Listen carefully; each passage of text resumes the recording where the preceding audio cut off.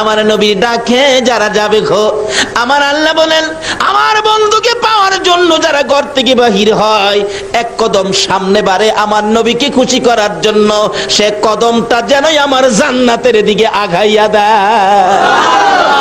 নবীকে যারা ভালোবাসতো, নবীকে যারা খুশি করত, নবীর জন্য যারা পাগল ছিল, কিভাবে ডাকতো? হাদিস শরীফ খুঁজলে পাওয়া যায়, আমার নবী একদিন দুইটা চোখের পানি ছেড়ে ছেড়ে কাঁদতেছেন।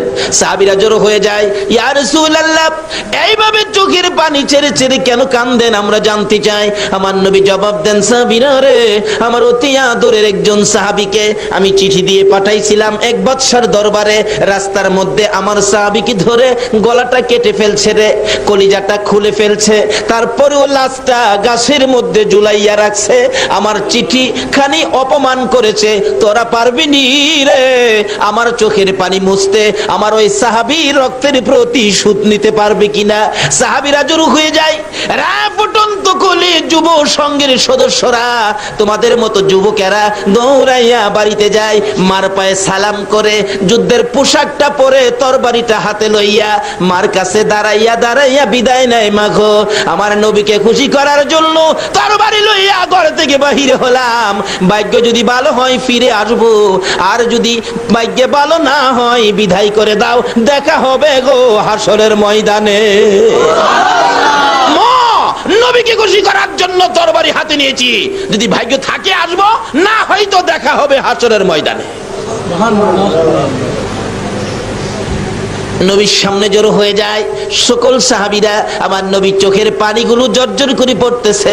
আমার আল্লাহ বলেন, বন্ধুগো, তোমাকে যারা খুশি করার জন্য আসবে, আমি আল্লাহ অটোমেটিকলি খুশি হইয়া যাইব। বন্ধুগো, আমি যদি তোমার জন্য এত কিছু করতে পারি, আর তোমার জন্য যদি আমার বান্দারা কিছু করে, আমি আল্লাহ সব তাদেরকে দিব, কোনো চিন্তার কারণ নাই। এবার সাহাবীরা জড়ো হয়ে যায় মুতার যুদ্ধে যাওয়ার জন্য। মুতার যুদ্ধের ময়দানে চারপাশে জড়ো হয়ে গেলে রাসূল বলেন, এই যুদ্ধের প্রধান সেনাপতি বানাবো আমি আমার পালিত পুত্র যায়েদ ইবনে হারেসাকে। যায়েদ ইবনে হারেসা বলেন, ইয়া রাসূলুল্লাহ, আমি তো রাজি। শোনো যায়েদ, তুমি যদি শহীদ হয়ে যাও, বলুন তো রাসূল যাকে জুদি লাগায়া শহীদের কথা বলে, সেই জুদিটা কি কনফার্ম কিনা? নবীজির কথার মধ্যে কোনো ব্যস্কম আছে? যায়েদ বলেন, ইয়া রাসূলুল্লাহ, আমি রাজি, তুমি যদি শহীদ হও, রাসূলের কথাই শহীদ হব, তাতে কোনো দ্বিধা করব না। জাফর ইবনে আবু তালিব রে, যুদ্ধের ময়দানে দ্বিতীয় সেনাপতি তোমারে বানাইতে চাই, তুমি রাজি কিনা? জাফর বলেন, হুজুর আমি রাজি। জাফর রে, তুমি যদি শহীদ হয়ে যাও। জাফর বলেন, ইয়া রাসূলুল্লাহ, আপনি নবীকে খুশি করার জন্য শহীদ হব, আমার কোনো আপত্তি থাকতে পারে না।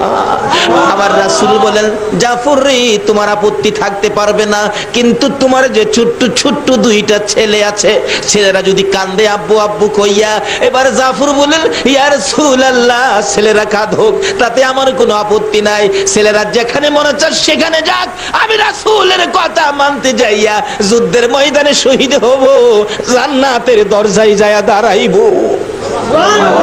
আমার নবী বলেন, জাফর রে, যাও যাও, তোমার পরের সেনাপতি হবে আব্দুল্লাহ ইবনে রাওয়াহা।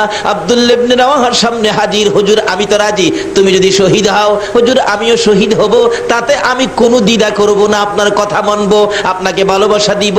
ঠিক আছে, যাও, সকলে বিদায় নিয়ে আসো। বিদায় নিয়ে আসতেছে, একের পরে এক লম্বা ঘটনা। বিদায় নিয়ে এসে নবীর সামনে দাঁড়াইতেছে আমার নবীর পালিত পুত্র যায়েদ ইবনে হারেসাকে ডেকে বলেন, যায়েদ রে, তুমি তো প্রধান সেনাপতি হবে, আমাকে খুশি করার জন্য তুমি কি সেনাপতির দায়িত্ব পালন করতে রাজি? এবার যায়েদ বলেন, হুজুর আমি এক কোটিবার রাজি, তুমি বিদায় নিয়ে আসো। হুজুর গো, সবাই বিদায় নিয়ে আসতে গেল, আমি কার কাছ থেকে বিদায় আনবো? আমার তো মা নাই, বাবা নাই। আমার নবী বলেন, যায়েদ রে, আমার পালিত পুত্র হিসাবে অনুমতি দিলাম, হুজরার ভিতরে ঢুকো, তোমার মা আয়েশার কাছ থেকে তুমি বিদায় নিয়ে আসো। যায়েদ ইবনে হারেসা পর্দার ভিতরে ঢুকে, হুজরার ভিতরে ঢুকে মা আয়েশা সিদ্দিকা রাদিয়াল্লাহু তাআলা আনহার পায়ে সালাম করতেছেন। মা আয়েশা মাথায় হাত দিয়ে চোখের পানি ছেড়ে দিয়ে বলতেছেন, মউত, আমার পালিত পুত্র যায়েদ যুদ্ধের ময়দানে যাবে, প্রধান সেনাপতি হবে, রাসূল বলেছে যায়েদ যদি শহীদ হয়।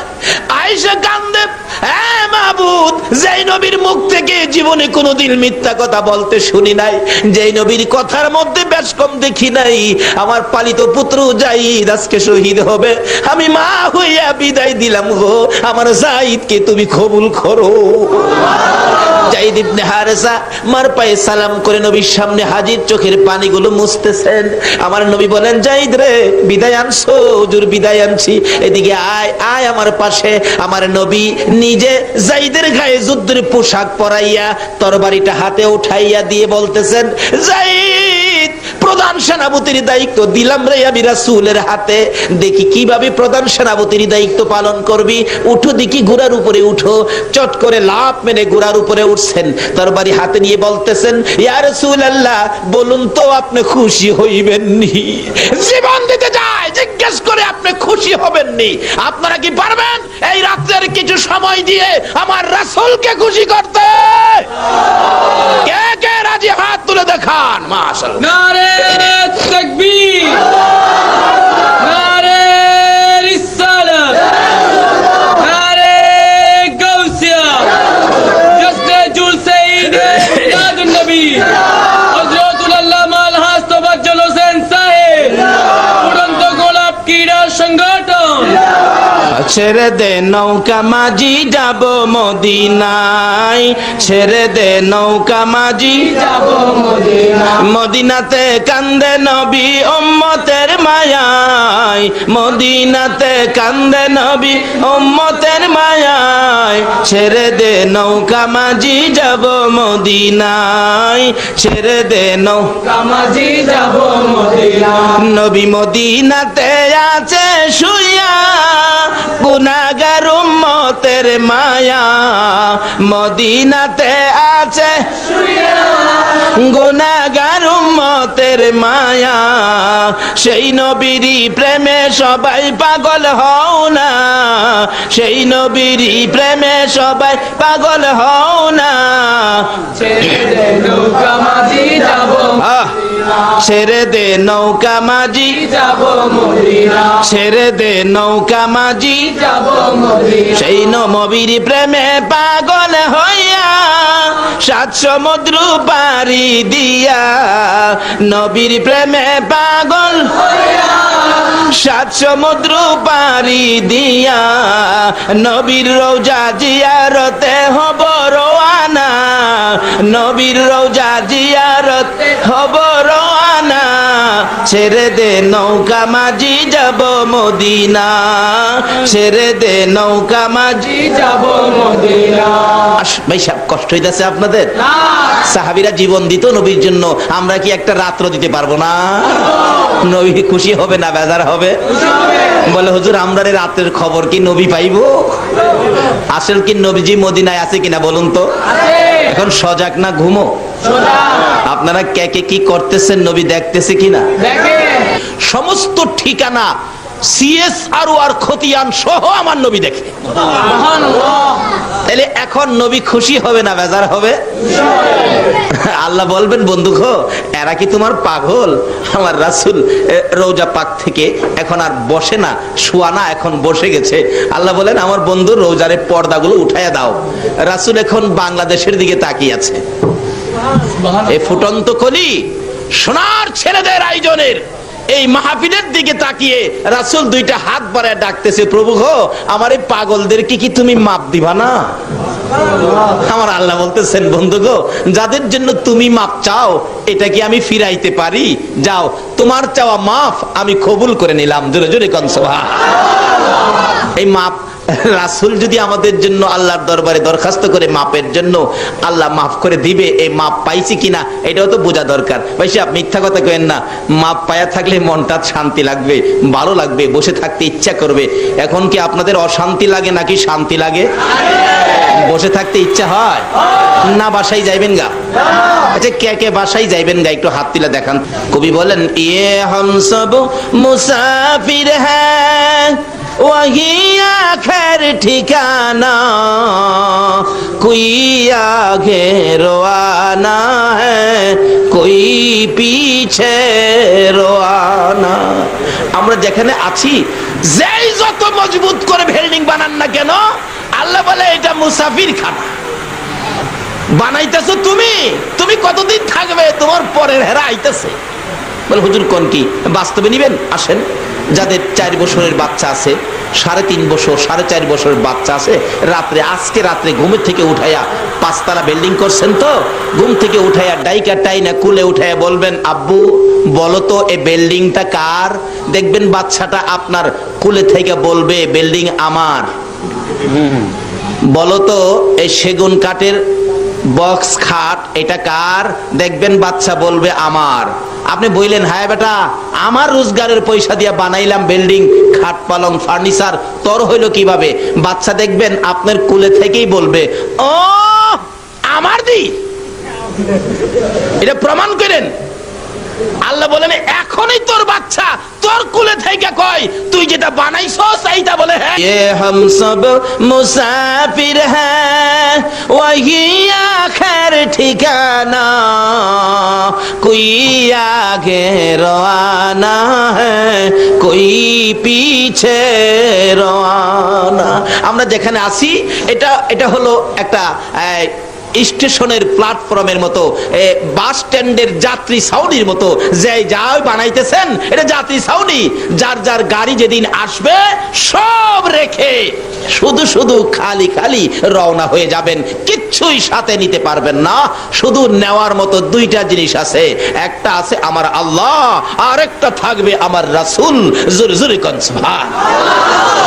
আজকে এই 2 জনকে কিভাবে খুশি করা যায়, আর 2 জনকে খুশি করতেই হবে। কেন করতে হবে এটাও আলোচনায় আসবে। যদি একটু লম্বা হয় আপনারা থাকবেন তো? বলতেছিলাম থাকবেন না কেন? আল্লাহকে খুশি করলেন শুকর আদায় করে, এই জন্য আল্লাহ 3টা পুরস্কার আমাদেরকে দিয়ে দিলেন। আবার যে রাসূলকে আল্লাহ খুশি করার জন্য পাগল, যে রাসূলের জন্য এত কিছু করেছেন, সেই রাসূলকে খুশি করলে আল্লাহ কি দিবে এটাও তো আমাদের জানা দরকার। বলতেছিলাম যায়েদ ইবনে হারেসা রাসূলকে খুশি করার জন্য ঘোড়ার পৃষ্ঠে উঠে দেখাইতেছেন, ইয়া রাসূলুল্লাহ তরবারি হাতে নিলাম, যুদ্ধের পোশাক লাগাইলাম, দেখুন তো ঘোড়ার মধ্যে উঠেছি, প্রধান সেনাপতির দায়িত্ব, আমার পক্ষে কতটুকু সম্ভব হবে। আমার রাসূল মুস্কি হাসি দিয়া বলেন, রে যায়েদ দেখলাম রে বড় সুন্দর লাগে রে, এই যুদ্ধের ময়দান থেকে তো তুই আর ফিরে আসবি না। তুমি যে শেষ দেখা আমাকে দিয়ে গেলে, আমার কাছ থেকে তুই শেষ বিদায় দিন নিয়ে গেলে, যাও যাও যায়েদ ইবনে হারেসা যাও, তোমাকে বিদায় দিলাম। এমনি সময় পর্দার ভিতর থেকে একটু ফাঁকা করে ডাকতেছে যায়েদের বিবি, স্বামী দাঁড়াও গো, একটুখানি দাঁড়াও। কেন কেন? স্বামী যে রাসূল জীবনে কোনোদিন মিথ্যা কথা বলে নাই, যেই রাসূলের কথা জীবনে কোনোদিন সোতা পরিমাণ বেশ কম হয় নাই, রাসূল বলেছে তুমি যুদ্ধের ময়দানে শহীদ হয়ে যাবে। স্বামী গো জীবনে তো আর তোমার সাথে কোনোদিন দেখা হবে না।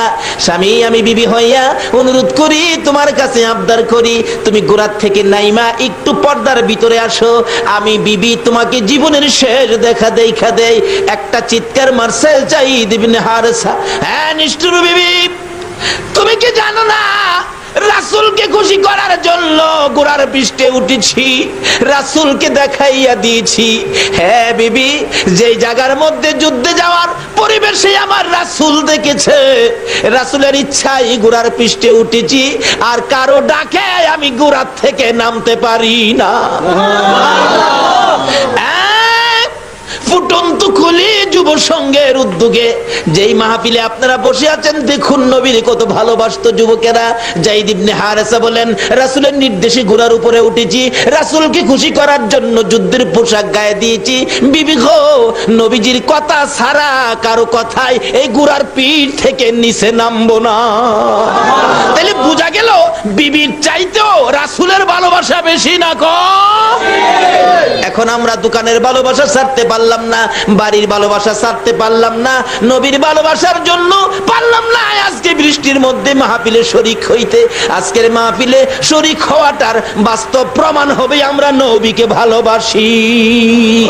ইয়া মুহাম্মদ পিয়ারা নবী এসো নিরালায়, ইয়া মুহাম্মদ পিয়ারা নবী, ডাকেন ডাকেন, তোমার দিদার মনের গুছিবে জ্বালায়, ইয়া মুহাম্মদ পিয়ারা নবী এসো নিরালায়, ইয়া মুহাম্মদ পিয়ারা নবী এসো নিরালা। পাইব যারা নবীজির দিদার হবে তারা হাসরে পার, পাইব যারা নবীজির দিদার হবে তারা হাসরে পার।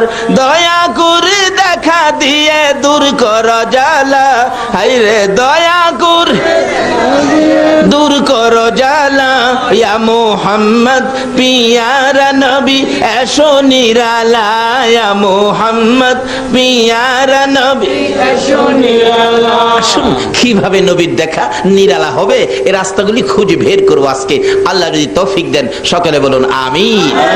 এবার যাইদ বলতেছেন, বিবি গো নবীর কথাই গোড়ার পৃষ্ঠে উঠেছি, কারো কথাই নামবো না, নবীকে ভালোবাসি রে, নবীর চেয়ে বেশি আর কাউকে ভালোবাসি না। বিবি ডাকতেছেন, স্বামী গো আজকে তোমার সাথে জীবনের শেষ দেখা হবে, শহীদ হয়ে যাবি, আর তো কোনোদিন তোমার সাথে দেখা হবে না। স্বামী গোড়া থেকে যদি না নামো, মুখোশটা মুখের মধ্যে লাগিয়ে রাখছো, মুখোশটা পরেছ, মুখোশটা একটু সরিয়ে দাও, আমি তোমাকে এই গোড়ার উপরে রাইখা জীবনের শেষ দেখা দেখা দেই। একটা চিৎকার মারলেন যায়েদ ইবনে হারেসা, রে বিবি যে মুখোশ আমার রাসূলের না। আল্লাহ যে আপনাদেরকে কবুল করেছেন বাস্তব পক্ষে শুকরিয়ার ব্যাপার, আল্লাহ আমাদেরকে কবুল করেছেন। একটু সময়, একটা রাত্রে, কালকে আর আপনাকে বলা হবে না, কাজী আপনার ভাগ্য ভালো হবে। কি ভালো হবে? আখিরি মোনাজাতে নিজেরাই টের পাবেন, মেয়ে আমাকে বলতে হবে না, নিজেরাই টের পাবেন আপনারা কি কি পাইছেন আজকের মাহফিলে। সেজন্য বলছি একটু কষ্ট হইলেও বসুন, আর একটু মহব্বতে দরুদ শরীফ পড়ুন। আগে বাড়তেছে আল্লাহুম্মা সাল্লি মুহাম্মাদ, আল্লাহুম্মা সাল্লি সারা গরম না, গরম চলে দেব মাদানা বিয়ানা মাওলানা মুহাম্মাদানা, যার নাম হলো ফুরন্ত গোলাপ,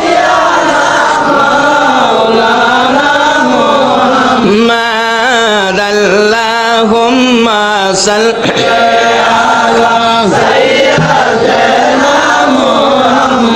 আহারে পাশান হৃদয় নবীর জন্য কান্দ না, আহারে পাশান হৃদয় নবীর জন্য না, হায়রে তোমায় সারা দয়াল নবী বেহেশতেতে যাবে না, হায়রে তোমায় দয়াল নবী বেহেশতেতে যাবে না। আল্লাহুম্মা সাল্লি আলা সাইয়্যিদিনা মুহাম্মাদ, আল্লাহুম্মা সাল্লি আলা সাইয়্যিদিনা মুহাম্মাদ, আল্লাহুম্মা সাল্লি সারা গরম না, গরম চলে দেব মাদানা বিয়ানা মাওলানা মুহাম্মাদানা, যার নাম হলো ফুরন্ত গোলাপ,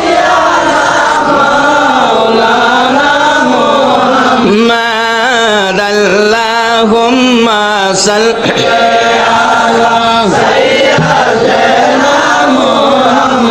আহারে পাশান হৃদয় নবীর জন্য কান্দনা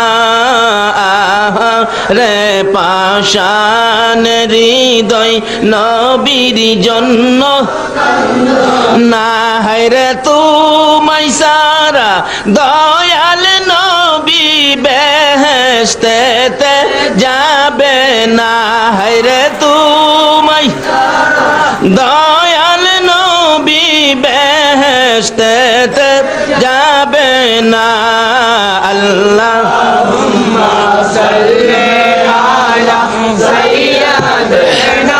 মুহাম্মদ আল্লাহুম্মা সাল্লি মুহাম্মদ নাবিয়ানা মুহাম্মদ নাবিয়ানা